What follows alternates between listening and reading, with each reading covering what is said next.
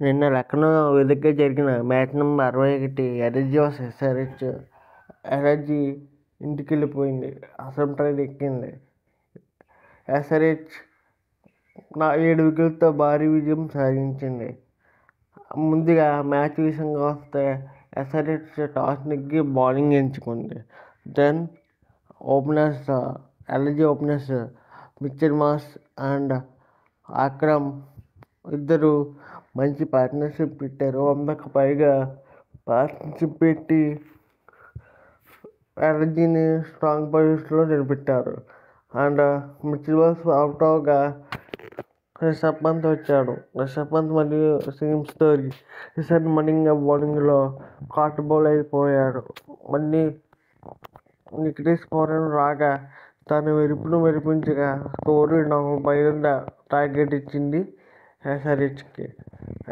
SRH బౌలింగ్లో హర్షల్ పటేల్ భారీగా runs ఇవ్వగా మిగతా bowlers Pat Cummins, Eshan Malinga వల్ల కొంచెం కట్టడైందని చెప్పుకోవచ్చు.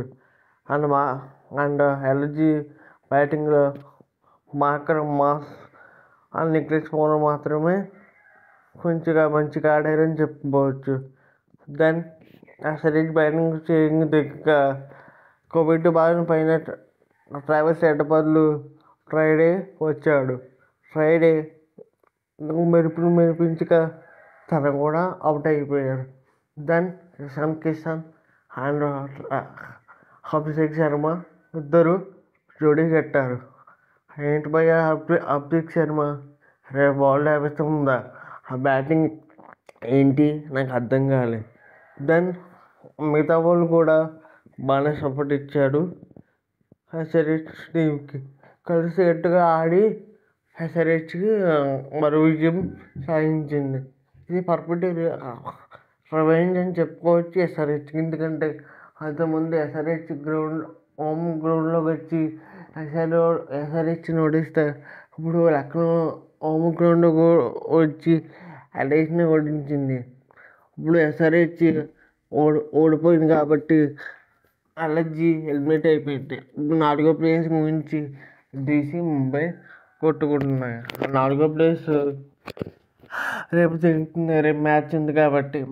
Then performance player of the match విషయంలో వస్తే అభిషేక్ శర్మ ఫర్ మాస్ బ్యాటింగ్తో.